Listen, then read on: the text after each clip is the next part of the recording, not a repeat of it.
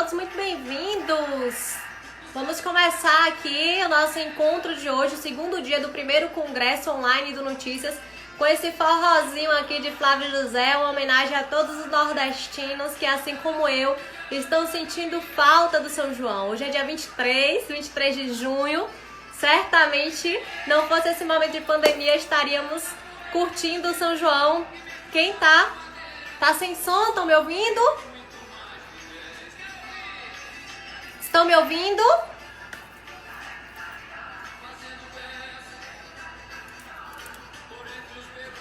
Estão ouvindo?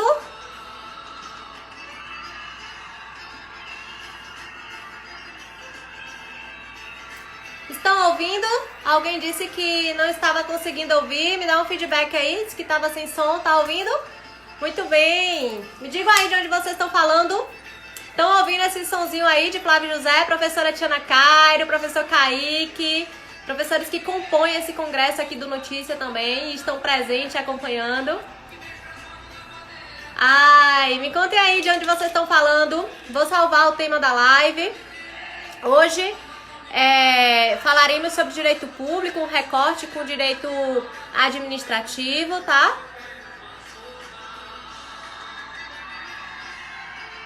Coração na tela aí pra mim, por favor, gente, pra eu ver se vocês estão ouvindo certinho. Registrar a presença aqui da minha querida amiga Eliene Ascendino. Valência Bahia presente.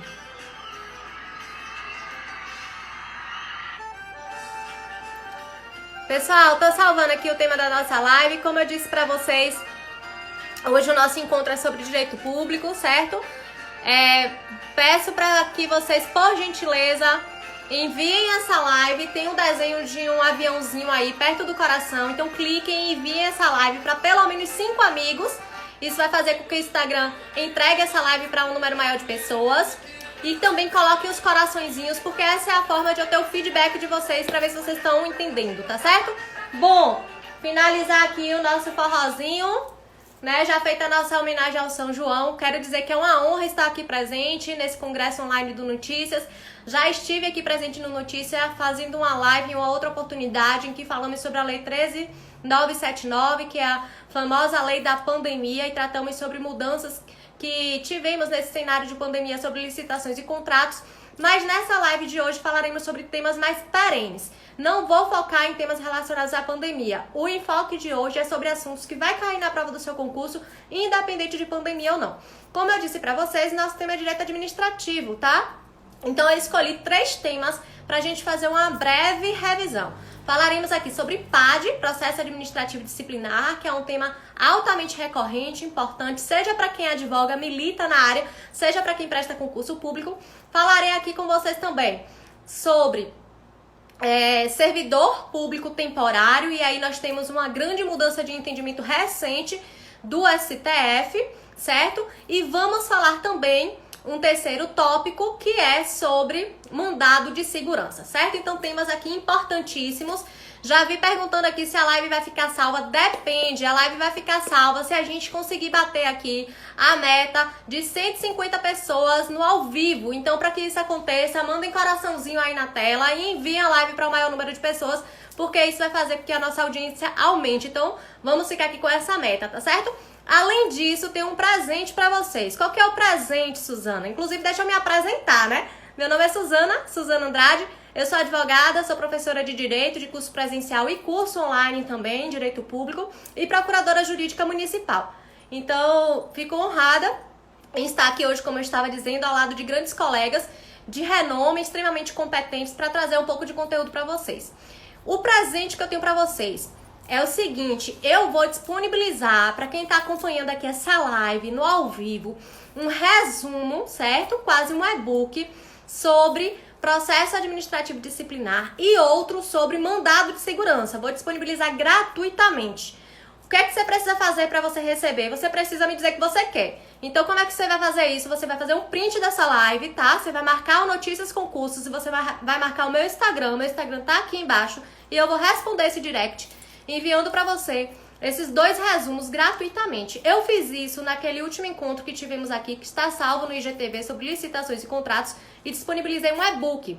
Foi muito bacana, o feedback do pessoal foi bem positivo, então eu tenho certeza que também vai agregar muito valor para vocês. Vamos começar? Vou fazer um compartilhamento de tela aqui, porque vai ficar mais didático para vocês, tá? Vamos começar falando sobre PAD. Estão me vendo aí? Tá tranquilo? Não vou retirar os comentários, gente. Já vi gente pedindo aqui para tirar os comentários. Não é necessário. Para que você não fique incomodado com o comentário do colega, clica na tela e arrasta para baixo que o comentário vai sumir para você e você vai conseguir ver melhor esse slide que eu tô compartilhando. Bom, PAD. O que é o PAD? Que aí eu ainda coloco, né, para vocês desse jeitinho, PAD. Então, PAD é Processo Administrativo Disciplinar. É o famoso PAD pra gente. Quando a gente fala de PAD, precisamos ter em mente que existem alguns princípios de fundamental importância para o estudo da matéria. Bom, quais são esses princípios, Suzana? Nós temos alguns princípios que são inerentes ao todo direito público. Por exemplo, a supremacia do interesse público, a legalidade, dentre outros. Para essa matéria de PAD aqui, quais são os princípios que eu quero destacar para vocês? Existem vários, mas eu quero que vocês observem o princípio da legalidade. Por quê? Porque o servidor público que supostamente cometeu uma infração, ele deve responder àquele processo administrativo de acordo com a legalidade. Então, não vai ser possível que o gestor público puna o servidor que supostamente praticou uma infração ao seu livre albedrio, da forma que ele ache mais interessante. Não é possível, ele tem que observar a legalidade. Então, a legislação já vai dizer justamente qual que é aquele ato infracional, se aquilo que o servidor cometeu efetivamente é um ato infracional, e também já vai dizer quais são as possíveis punições, desde que o servidor responda ao processo administrativo.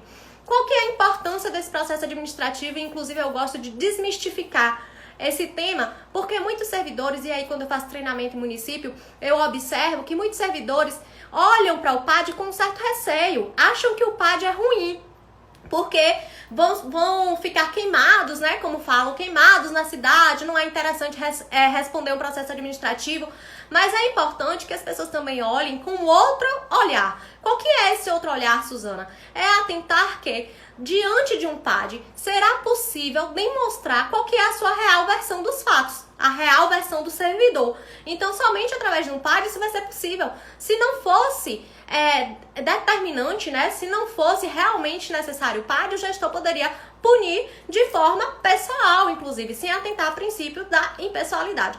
Então, através do PAD, primeiro princípio, falei para vocês aí da importância do princípio da legalidade, mas quero destacar aqui para vocês 2 princípios que aí são trabalhados muito na casadinha, de extrema importância para o processo administrativo disciplinar, que são os princípios da ampla defesa e o princípio do contraditório. Através do princípio da ampla defesa, será permitido que o servidor que está respondendo àquele processo administrativo disciplinar tenha a possibilidade de se defender amplamente, e através do contraditório ele vai poder demonstrar a versão contrária ao que está sendo acusado. Então, daí a gente falar que ampla defesa e contraditório são princípios trabalhados sempre nessa casadinha, juntos, e são princípios de essencial importância para um processo administrativo disciplinar, por tudo que eu já comentei com vocês aqui anteriormente, certo? Poderíamos falar de outros princípios? Sim, há exemplo inclusive do princípio da impessoalidade que eu acabei de citar para vocês. Mas, por hora, como nesse encontro aqui nós vamos fazer um resumão de diversos assuntos, eu quero destacar esses 3 para vocês. Legalidade, a impessoalidade já acabei citando como um bônus, né? Mas ampla defesa e contraditório. Tá ok, minha gente? Inclusive, eu quero fazer uma ressalva aqui, que essa live de hoje é importante que vocês assistam com um papel e uma caneta, porque eu vou dar várias dicas aqui para vocês e é interessante que vocês comecem a anotar aí nessa ideia de fazer uma revisão mesmo, tá certo? Tá tranquilo? Estão me vendo? Estão me ouvindo? Manda um coraçãozinho aí na tela, porque só com o coração, gente, que realmente a gente tem um retorno aqui. É a única forma que a gente tem de ter uma interação com vocês, tá certo? Vamos voltar? O tópico 2 aqui no slide de vocês, que eu coloco, que é a base legal. A base legal do PAD. o que é a base legal? O que eu tô falando de base legal aqui? A base legal é qual que é a legislação que vai servir de base, que vai servir de fundamento para que o processo administrativo disciplinar ocorra. Porque eu já disse para vocês que a gente tem um princípio da legalidade. Então a lei vai dizer o que é o ato infracional, a lei vai dizer qual que é a punição se efetivamente aquele ato for comprovado, desde que garantido todo o devido processo legal. Então é a lei que vai dizer. Mas aí você pode estar se perguntando, mas Suzana, qual que é a lei? Qual é a lei que eu vou utilizar para um PAD? Então assim, gente, na maioria das vezes, a gente ouve por aí, as pessoas falam com muita firmeza de que a lei para o PAD é a lei 8.112/90. Me digam aí se vocês não ouvem isso. Deixa eu acompanhar aqui os comentários de vocês.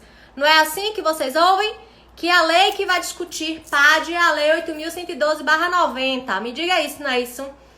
A lei 8.112/90, quem está me acompanhando aí, sabe muito bem que é o Estatuto do Servidor Público Federal, tá? Então, quando a gente fala sobre base legal para o PAD, eu tô dizendo que precisa ter uma lei e o A 8.112/90 é uma das legislações que a gente pode utilizar. Diego já respondeu aqui pra mim, ó, que sim, que é isso mesmo que ele costuma ouvir, que é a 8.112. Então, efetivamente, a 8.112 é uma legislação que trata de PAD, mas não é a única.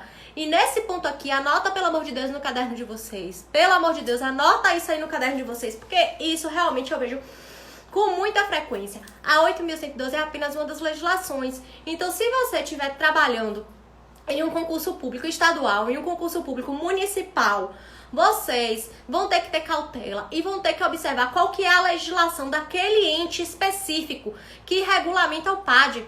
Porque pode acontecer do Estatuto do Servidor Estadual ou do Estatuto do Servidor Público Municipal, se você estiver fazendo um concurso municipal, trabalhar uma legislação própria com os mesmos dispositivos, com o mesmo teor normativo da 8.112, pode, mas também pode ser que não. Então, PAD, a gente tem que observar o ente em que a gente vai prestar o concurso público para vocês, especificamente aqui, que é um público majoritário de concurso, né? Então, se você for fazer um concurso público, por exemplo, no município de Salvador, antes de você se precipitar e estudar 8.112, que é o Estatuto do Servidor Público Federal, se você está fazendo aquele concurso municipal, verifique qual que é o Estatuto do Servidor Público Municipal de Salvador, porque lá pode ter tratamentos diferentes.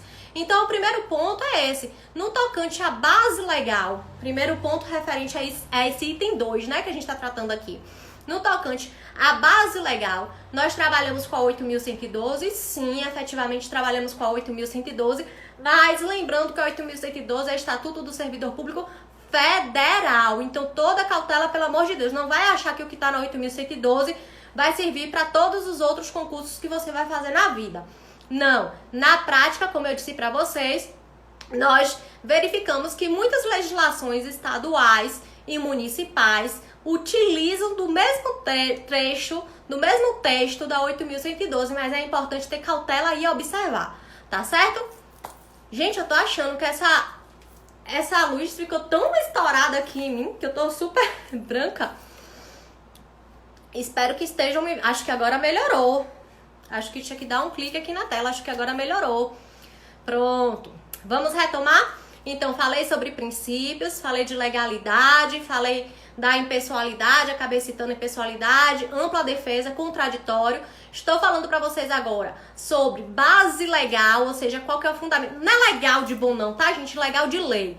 Qual que é a base legal, legislativa para a gente trabalhar PAD? Já destacando aqui para vocês que cada ente público, e aqui quando eu falo ente público eu tô falando Estado, União, Município, Distrito Federal, tem autonomia legislativa, então é importante que você verifique qual que é o ente em que você vai prestar o concurso público, mas ressalvando desde já a 8.112, porque é uma lei comum para todos que estão aqui, porque é o Estatuto do Servidor Público Federal. E para essa situação aqui é ele que a gente vai seguir, certo? Mas não se esqueçam, é importante que você veja de cada ente. Estou tratando da 8.112 porque é mais comum para todos que estão aqui presentes. Então, retomando, falamos de princípios, falamos de base legal e agora eu vou entrar no terceiro ponto que eu destaquei aqui para essa aula de hoje para vocês, que é falar sobre fases do processo administrativo disciplinar. Minha gente, o processo administrativo disciplinar é composto por 3 fases. Instauração, olha aqui que eu já coloquei para vocês, ó, inquérito e julgamento. Então, se perguntam para vocês quais são as fases do processo administrativo disciplinar, não esqueçam, são 3: instauração, inquérito e julgamento. Obviamente que dentro dessas 3 fases nós temos algumas observações para fazermos, e são observações de extrema relevância, tá? No tocante à instauração, estão anotando aí, papel e caneta? Lembra que eu pedi logo no início da live que era importante que vocês tivessem papel e caneta, mas no resumo que eu disse que eu vou disponibilizar para vocês, para qualquer um de vocês que fizer o print dessa live, marcar o meu arroba e marcar o arroba do Notícias, no resumo tem tudo isso detalhado, tá certo? Inclusive eu recomendo que vocês façam isso, porque o resumo tá bem bacana. Então, destacando aqui sobre essas fases do PAD. Primeiro ponto, instauração. Respondam aí pra mim, deixa eu ver se vocês estão fera em PAD mesmo. Qual que é o ato normativo que vai instaurar o PAD? Ou seja, perguntando, né? O PAD será instaurado por um decreto? Será instaurado por uma portaria? Será instaurado por uma lei? Como é que o PAD vai ser instaurado? Vai ser iniciado, que inclusive a primeira fase do PAD é a instauração. Alguém sabe responder isso aí? De acordo com a Lei 8.112, o PAD é instaurado de que forma?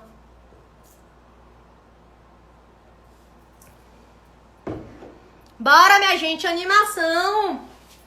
Terça-feira de São João e vocês estão muito devagar, viu? O PAD é instaurado através de portaria, tá? De acordo com a Lei 8.100... Muito bem, Paulinho. Paulinho botou aí, ó, portaria. Gente, é por portaria, tá? O Elbert, uma sindicância pode gerar um PAD, tá? Pode gerar um PAD, mas não necessariamente o PAD é iniciado por uma sindicância. Inclusive, acho interessante a gente marcar aqui um outro encontro futuramente, né, posteriormente, pra gente trabalhar essa questão da diferença de PAD e de sindicância. Mas algumas pessoas já sinalizaram aí, Irlan botou também, o PAD ele é instaurado através de uma portaria, tá, gente? E o que essa portaria vai constar? A portaria vai informar os fatos, só que não há necessidade de fazer um detalhamento, tá, desses fatos com profundidade. Basta dizer objetivamente o que é que está sendo apurado, o que é que vai ser apurado, na portaria vai constar isso. E na portaria, outra coisa muito importante, deve ser sinalizada a comissão responsável por acompanhamento daquele processo administrativo disciplinar.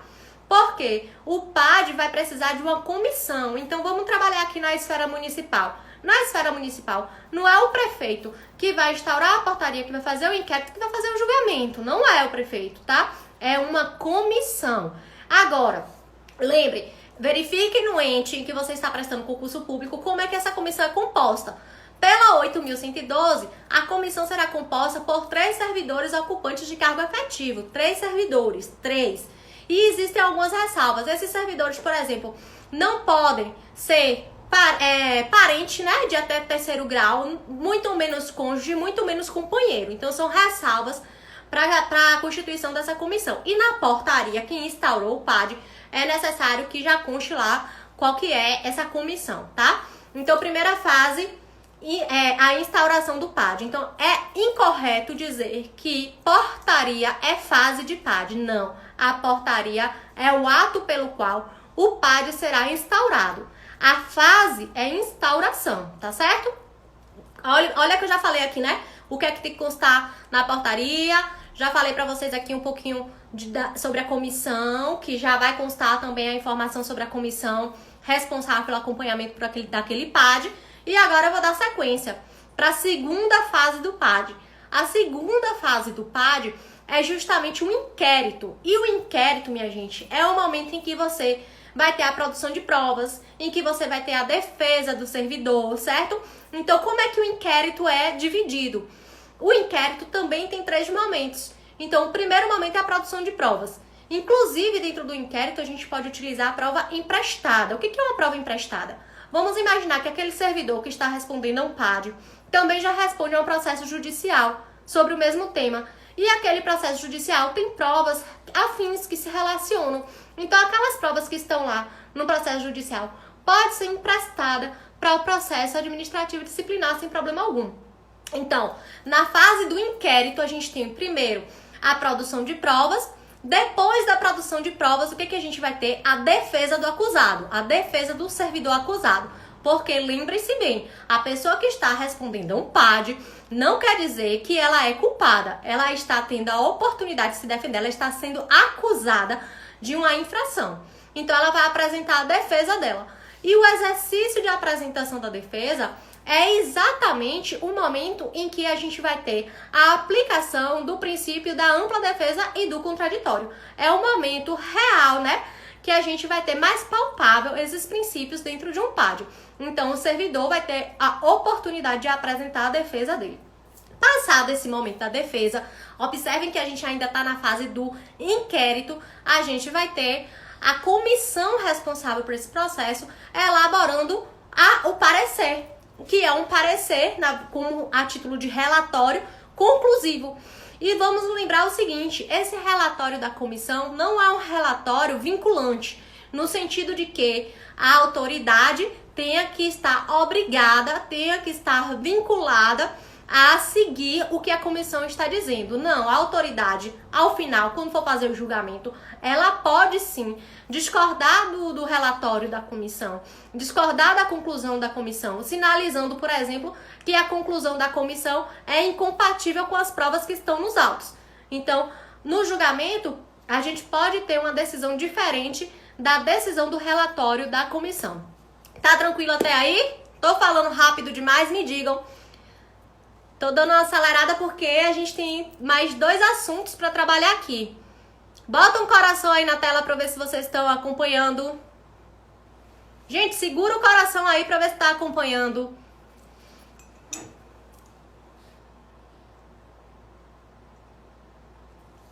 Travou?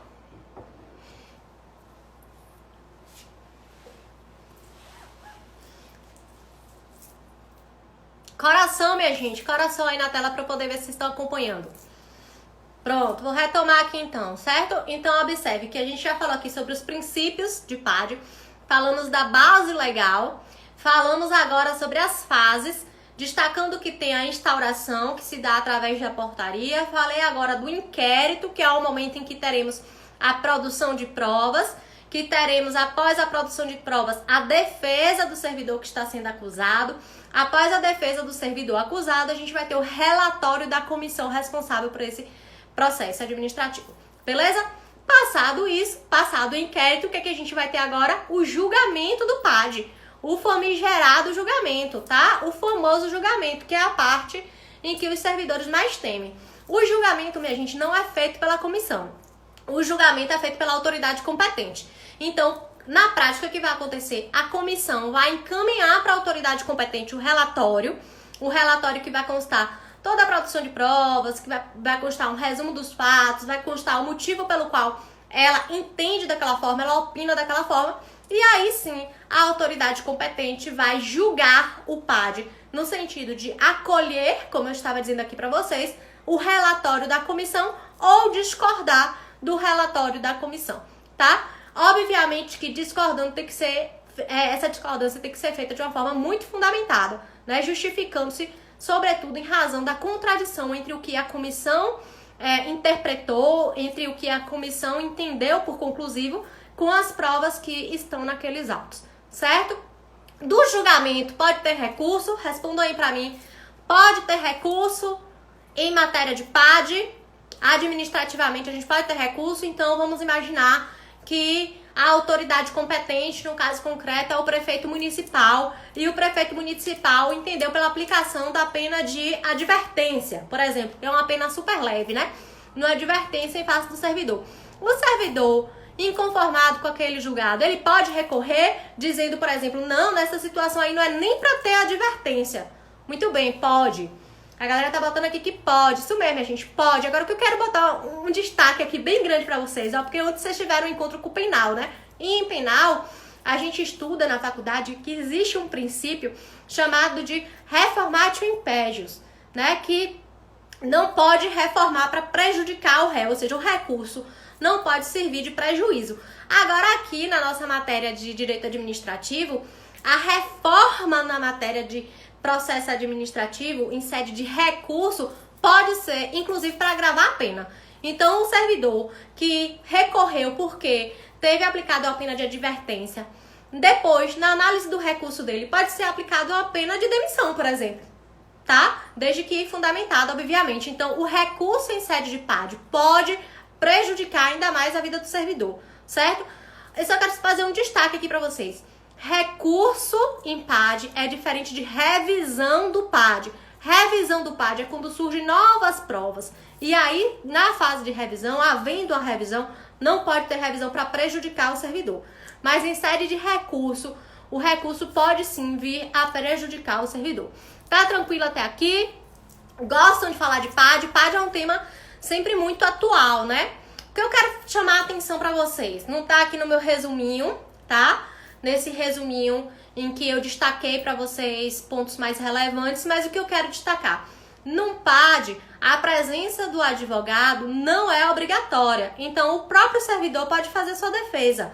Ele não é obrigado a ter um advogado para acompanhá-lo. A gente recomenda, obviamente, porque o advogado tem um conhecimento técnico que muitas vezes o servidor não tem, né? Então, muitas vezes o servidor pode se livrar daquele processo sem ter penas mais graves pelo simples fato de constituir uma pessoa que tem um conhecimento técnico para defendê-lo. Mas, repito, o advogado não é indispensável. Isso quer dizer que o servidor pode fazer a sua própria defesa independente de advogado, tá certo? Para finalizar mesmo aqui sobre PAD, o que eu quero destacar para vocês é o seguinte, gente. O servidor, ele não pode ser punido sem exercer essa ampla defesa, sem exercer esse contraditório, sem ter esse devido processo administrativo que é legal, por conta, inclusive, do próprio princípio da legalidade, tá? Ele não pode ser punido.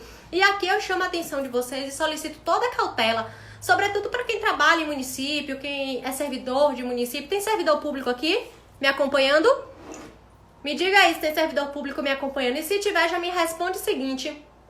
A gente vê muito em município, por exemplo, o servidor faltou. Aí a chefia dele dá logo uma pena de advertência e coloca essa advertência na pasta funcional do servidor, sem sequer dar a oportunidade do servidor exercer a ampla defesa e o contraditório.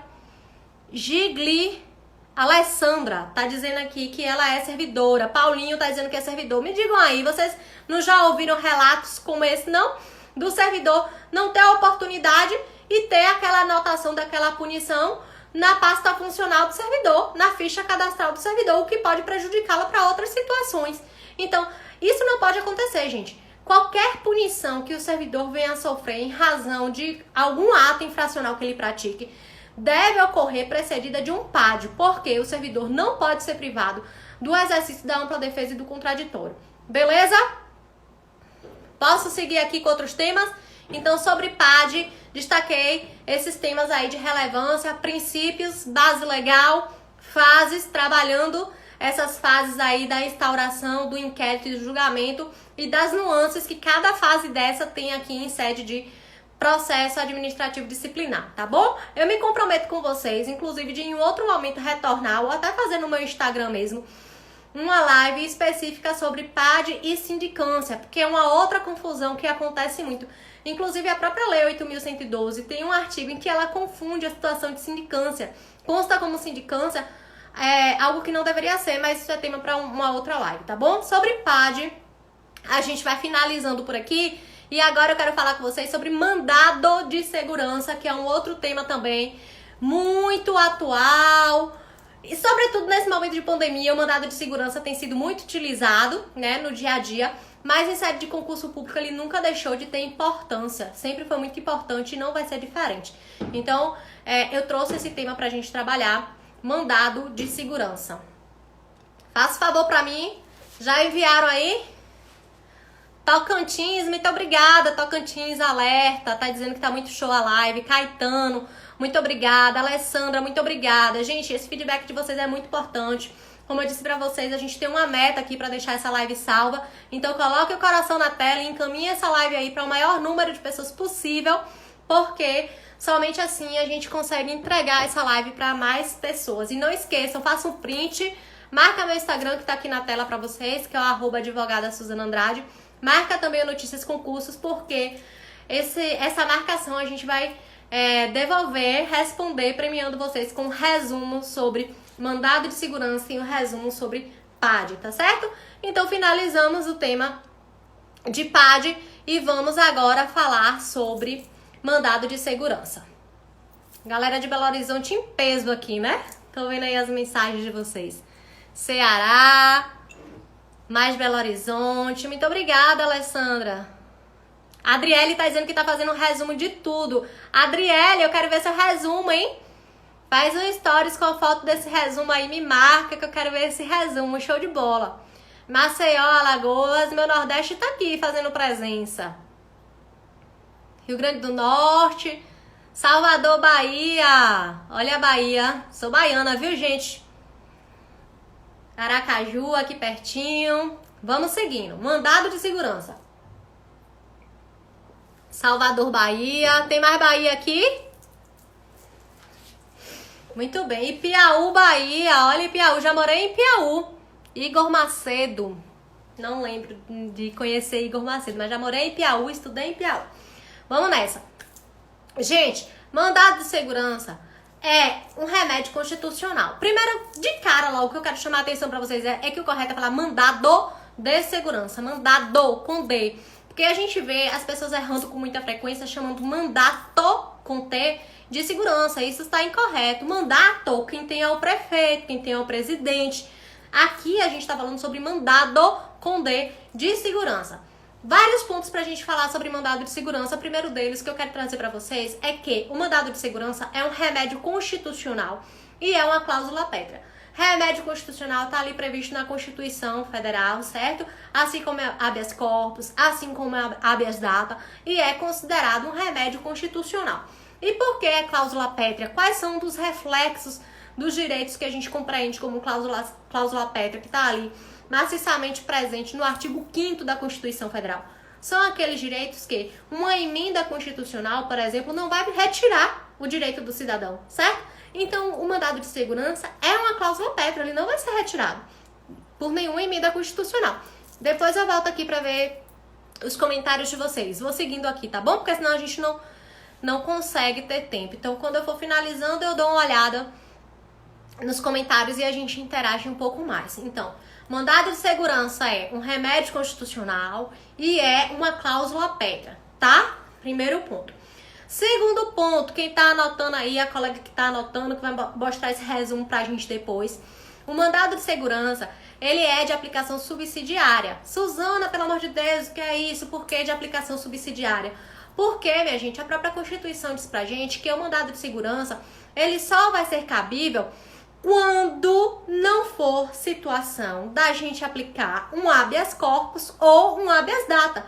Então, ele é de aplicação residual, certo? Subsidiária. Então, no caso concreto, você tem que verificar primeiro, é um direito que viola locomoção, liberdade, restringe? Porque se for, certamente você vai utilizar um habeas corpus, tá? Ou é um direito que trata sobre informações, acesso a informações, certamente você vai utilizar um habeas data. Então, nesses dois casos que eu trabalhei aqui, de exemplo, você não vai poder impetrar um mandado de segurança. Porque o mandado de segurança só vai poder ser impetrado quando não for cabível um habeas corpus ou um habeas data, tá? Então, segunda característica do mandado de segurança, ele é de aplicação subsidiária. Bom, terceira característica que eu trouxe aqui nos slides para vocês, daqui a pouco eu retomo esses slides novamente, mas terceira característica do mandado de segurança é que ele visa proteger um direito líquido e certo. Agora, falar sobre direito líquido e certo, gente, é o X da questão para mandado de segurança. O que é um direito líquido e certo? Tá? É um direito facilmente comprovado. É um direito que a gente diz que já vai ter uma prova pré-constituída. Então, no mandado de segurança, que está com o caderno, acrescenta essa informação. Nós vamos dizer, vocês vão verificar nas opções de questões para vocês, que no mandado de segurança não cabe dilação probatória. Dilação probatória não é cabível em sede de mandado de segurança. Isso quer dizer que, em um mandado de segurança, não é possível ouvir testemunha. No mandado de segurança não vai ser cabível depoimento do autor. No mandado de segurança não vai ser cabível prova pericial, perícia em um processo. não vai ser cabível, porque o mandado de segurança, ele objetiva proteger um direito que é líquido e certo, então é um direito que já tem prova pré-constituída. Traduzindo, as provas de um mandado de segurança devem ser provas documentais, ok? Prova documental em mandado de segurança, repito, e aqui é um erro muito comum, as pessoas se passam nisso, as pessoas sabem dizer que é para proteção de direito líquido e certo, mas não sabem dizer que em um mandado de segurança é proibido dilação probatória. E quando a gente fala em dilação probatória, a gente está falando de extensão e construção de novas provas. A exemplo do que eu falei aqui para vocês, de testemunha, depoimento de autor e de perícia, certo? Retomando, então, é um direito líquido e certo. Quarto ponto que eu trouxe aqui para vocês sobre mandado de segurança, gente. O mandado de segurança, ele é impetrado contra ato de autoridade. Toda a atenção de vocês aqui para mim nesse momento. Primeiro ponto, você não impetra mandado de segurança contra a autoridade.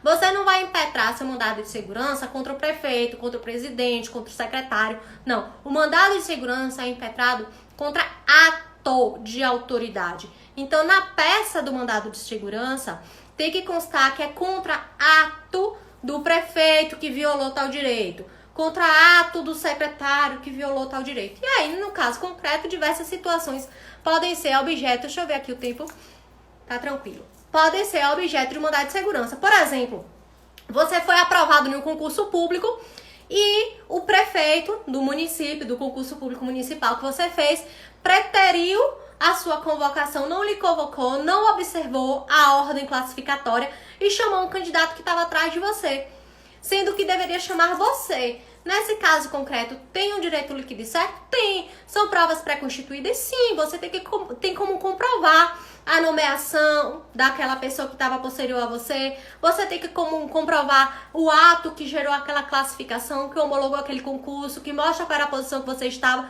Então, era um direito pré-constituído. Então, nessa situação, você vai impetrar um mandado de segurança contra ato, nesse exemplo aqui que a gente deu, do prefeito, certo? Porque era um concurso municipal e o concurso foi para o Poder Executivo. Então, só para que vocês entendam e tenham toda a cautela, não é contra a pessoa, é contra ato de uma autoridade. E nesse ponto, que é o quarto ponto de característica do mandado de segurança, o que eu quero falar para vocês é o seguinte: quando a gente fala que é contra ato de autoridade, essa autoridade não necessariamente vai ser uma pessoa pública, tá, minha gente? Todo cuidado aqui para vocês. A gente pode impetrar um mandado de segurança contra um diretor de uma universidade particular, por exemplo. Podemos.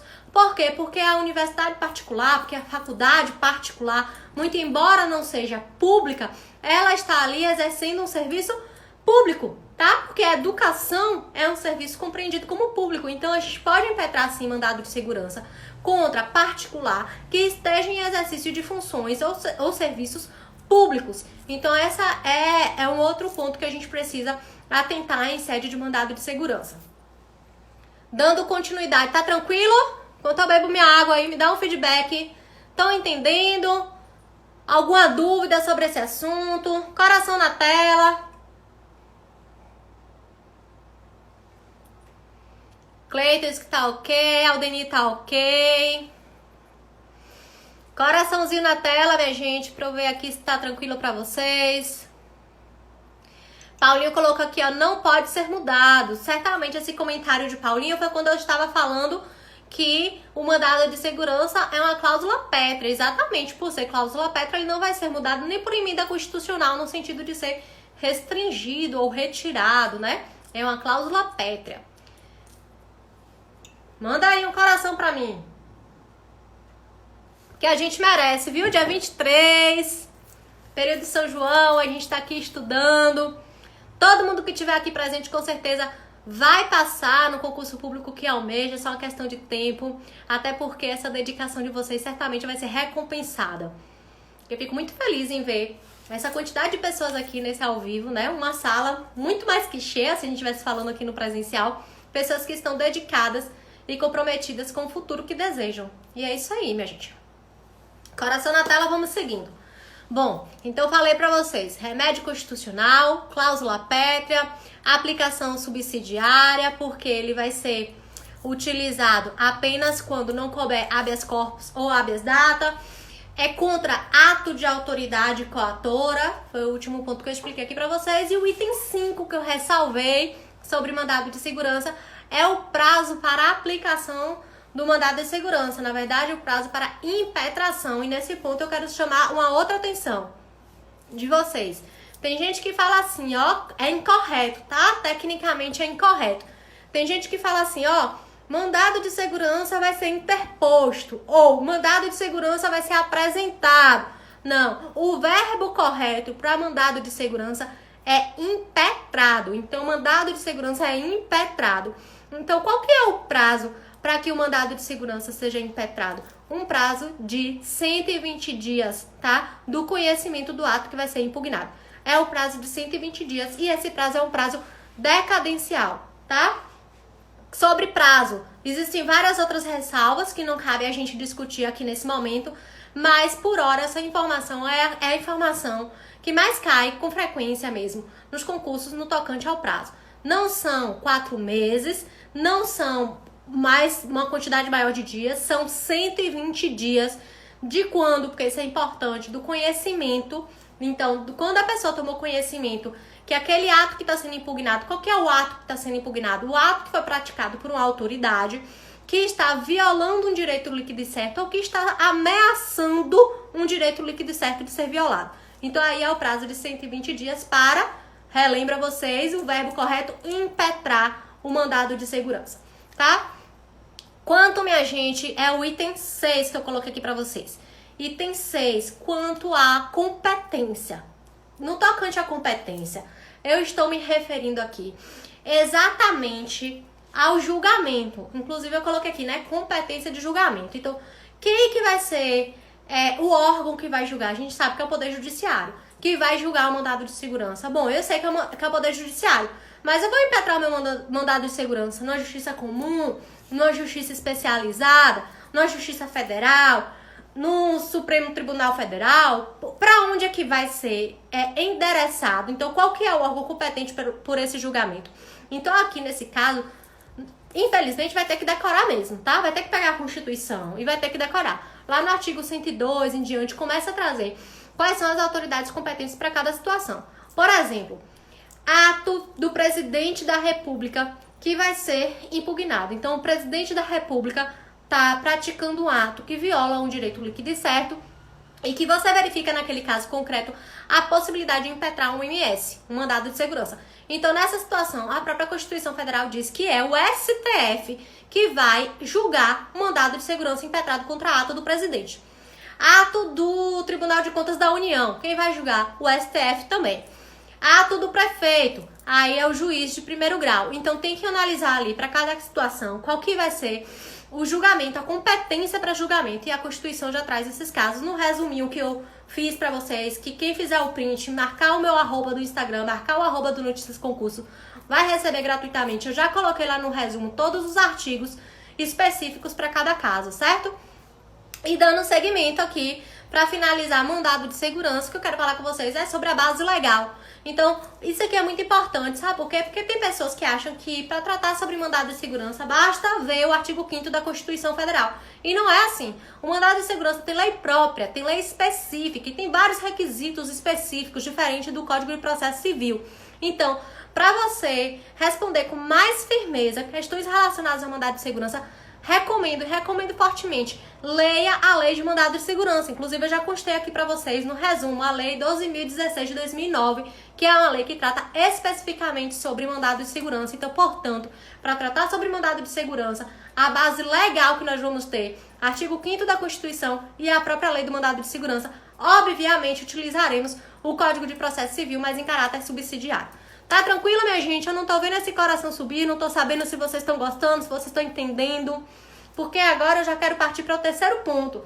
Terceiro ponto, pra gente já finalizar, porque a gente já tá com 45 minutos de live, o tempo passou voando. Nós vamos falar sobre agente público, especificamente sobre servidor temporário. A Adriele colocou, nunca mais esqueço mandado de segurança. Muito bem, Adriele, muito bem, não esqueça mesmo não. E assim, ó, gente, tem vários requisitos, tem várias nuances, mas não é complexo não, viu? Contem comigo que eu vou ajudar vocês no que for necessário, pegar essa mão de vocês e a gente vai trilhar juntos, tá bom? O último ponto que eu quero falar aqui com vocês, gente, é sobre servidor, agente público. Na verdade, o tema de agente público, vocês que estão estudando aí com frequência sabem que é um tema extenso, tá? Muito extenso. Mas então, para esse encontro da gente aqui, que a gente teve que fazer, né, várias, como falo, segurar vários pratos, né, pra gente poder trazer uma maior quantidade de assunto possível e assuntos que sejam mais recorrentes para vocês, eu fiz um recorte. E esse recorte eu entendo de extrema relevância porque realmente é uma novidade. E aí o STF mudou o entendimento, diferente de tudo que a gente vinha pensando até o momento, diferente de tudo que a doutrina vinha julgando, que é sobre servidor temporário. Então, assim, sobre agente público, resumidamente, a gente está falando da pessoa que está vinculada à administração pública, seja através de um concurso público, seja através daquele particular que está prestando um serviço não remunerado, como, por exemplo, a pessoa que vai participar de um júri, da pessoa que está trabalhando em dia de eleições, tá? Então, quando a gente fala em agente público, a gente tem um tema muito mais abrangente. Dentro do tópico de agente público, a gente tem o chamado servidor temporário. Sobre o servidor temporário, eu só quero fazer uma ressalva. A gente sabe, né, que a regra para o ingresso no serviço público é através de concurso público, tá? Mas a própria Constituição, no artigo 37, excepciona a situação da contratação de servidor temporário. Então, excepcionalmente, a gente pode sim ter servidor temporário. Então, o gestor público pode contratar um servidor temporário. Vou voltar aqui porque eu fiz uma telazinha dessa aqui para vocês também sobre servidor temporário e eu vou compartilhar. Pronto, tá aqui. Sobre servidor temporário, certo? Então, primeiro ponto, é admitido pela própria Constituição em caráter excepcional. E aí, o segundo ponto que a gente precisa observar, qual que é a base legal, tá? Então, qual que é o fundamento legal para se ter um servidor temporário? Primeiro, a própria Constituição, como eu falei para vocês, e segundo, a lei local.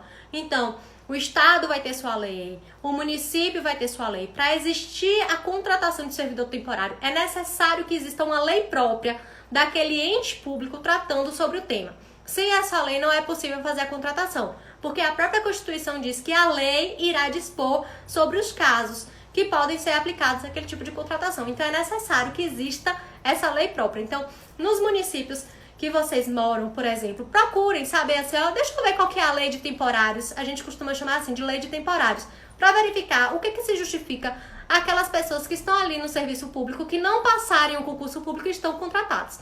Então, primeiro tem que ter a base legal. Na verdade, o que a gente está falando aqui é o segundo ponto.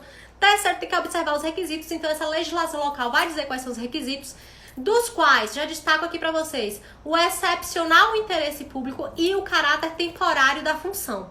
Nesse momento de pandemia, muito tem se justificado a contratação de servidor temporário, porque existem muitas situações que realmente existe uma necessidade temporária daquele prestador de serviço, da pessoa para prestar aquele serviço, e há, inequivocamente, o excepcional interesse público. Então, esses dois requisitos devem estar presentes sempre em caso de contratação de servidor temporário. O que eu quero trazer aqui, porque a gente já está com 48 minutos de live, sobre servidor temporário, e essa parte final tá aqui na tela. Quem quiser, anota logo aí o número do julgado do STF, tem aí o RE 1066667. O STF, recentemente, 20 de maio, se manifestou sobre o direito que esses servidores temporários teriam de receber férias e 13º salário. Então, férias remuneradas e 13º salário. Por muito tempo se entendeu que o servidor temporário, assim como qualquer outro trabalhador, e aqui num sentido mais amplo, né, falar de trabalhador no sentido mais amplo, de acordo com o rol de direitos sociais, deveria ter direito sim a férias remuneradas e a 13º salário sim. Então esse foi o entendimento por muito tempo, tá? Por muito tempo. Muito embora muitos municípios façam essa contratação de servidores temporários e não pagassem, tá? Muitos municípios já faziam isso, mas era um direito desses servidores. No entanto, agora, no dia 20 de maio, o STF mudou o entendimento, tá aí o número do julgado. Quem tiver interesse de ler com mais profundidade, faça a leitura do julgado. Tem um post no meu Instagram sobre esse assunto também. Se manifestou no sentido de que servidor temporário não tem direito a receber férias remuneradas, nem 13º salário. Inclusive, eu quero saber se vocês concordam ou discordam disso aí. Eu realmente achei um retrocesso do ponto de vista dos direitos sociais, do ponto de vista dos direitos fundamentais, mas esse é o novo entendimento do STF, então já fiquem atentos com relação a isso. Não é possível mais pagamento de férias 13º a servidor temporário, exceto se, exceção essa já trazida pelo próprio STF, a lei local. Lembra que eu falei pra vocês, do ponto de vista da base legal é necessário que se tenha a lei dos temporários? A lei local preveja já isso, então a lei já deve dizer que é um direito do servidor, constar, deve dizer expressamente, porque se a lei for omissa, esse servidor não vai ter direito. Então, se a lei do local que tratar sobre o servidor temporário já informar que ele deve receber férias e 13º salário, é a primeira exceção, que muitos municípios não constam, né, na legislação, não constam essa observação. E a outra exceção é se houver várias renovações desse contrato, que na verdade acaba sendo o que a gente chama de desvirtuamento da finalidade do contrato temporário, porque o contrato temporário é para função temporária, então se você renova por várias vezes, você está configurando que não há uma temporariedade naquela necessidade de contratação. Então, se acontecer isso, o servidor também vai receber férias e 13º, porque para esse caso específico aí, a gente já vai aplicar a CLT como se ele fosse empregado, tá? Do ponto de vista seletista. Então, esse foi entendimento recente do STF. Eu gostaria de ter mais tempo para falar sobre isso. Fico feliz em ver que vocês concordam comigo. Tenho visto aqui vários comentários no sentido de que não concordam, né? De que realmente é um retrocesso. Eu também acho que foi um retrocesso esse posicionamento do Supremo Tribunal Federal, mas é o posicionamento que a gente tem atualmente para essa situação, tá certo? Minha gente, já vi mensagem aqui dizendo que o tempo é curto para aula. Também acho que o tempo é curto. Quem sabe a gente não volta aqui outras vezes. Avisa aí para o pessoal do Notícias se vocês gostaram, se querem minha participação aqui novamente, que a gente volta assim com muito prazer.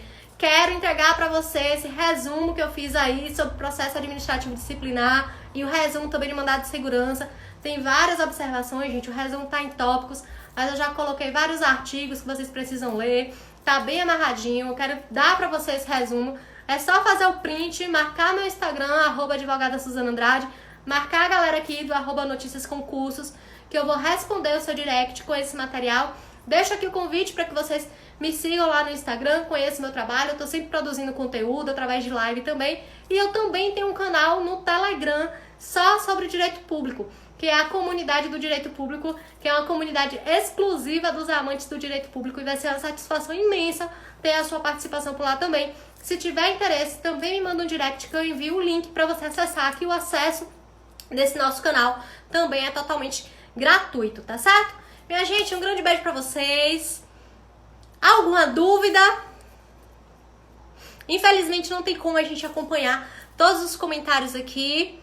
Muito obrigada pelo feedback, muita gente dizendo que gostou, que foi legal. Você é retada, Cristiane botou. Muito obrigada, Cristiane. Inclusive aqui no Nordeste, falar que a pessoa é retada é um adjetivo muito importante, um adjetivo muito legal. E eu fico feliz, tá bom? Evandro colocou, fala da penalidade. Penalidade no tocante ao quê? Evandro, no tocante à PAD. Então, se for no tocante à PAD, a própria lei vai especificar quais são as punições para cada tipo de ato. É isso mesmo? Não sei se é isso que você quer saber. Para cada tipo de infração, a própria legislação que trata sobre o tema, se for o servidor federal 8.112, vai informar qual que as penalidades que podem ser aplicadas. Gente, muito obrigada pelo carinho. Até uma próxima oportunidade. Continue acompanhando aqui o Congresso de Notícias. Ontem foi com o professor Levi. Amanhã tem a professora Tiana Cairo com Direito Tributário. Show de bola, professora Tiana Cairo. Recomendo demais a palestra dela. Vocês também terão a participação da professora Évila Carreira, que sabe tudo de oratória e comunicação. Não só para quem faz segunda fase oral, viu, minha gente? Mas para o dia a dia mesmo. Ela dá altas dicas sobre comunicação e oratória, que eu recomendo fortemente que vocês assistam. Vocês vão ter também o professor Kaique Barbosa com Direito Eleitoral, a professora Aline com Direito Civil e a professora Ingrid Gil com Direito do Trabalho. Conheço todos esses professores, recomendo demais. Sei da competência deles e tenho certeza que vai agregar muito conhecimento e valor para vocês. Desejo sorte na carreira de vocês, muito sucesso, Contem comigo, eu tô lá sempre à disposição respondendo a vocês no Instagram. Meu Instagram, repito, é @advogada_Suzana_Andrade. E a gente vai se vendo aí em outras oportunidades. Um grande beijo pra vocês, até a próxima!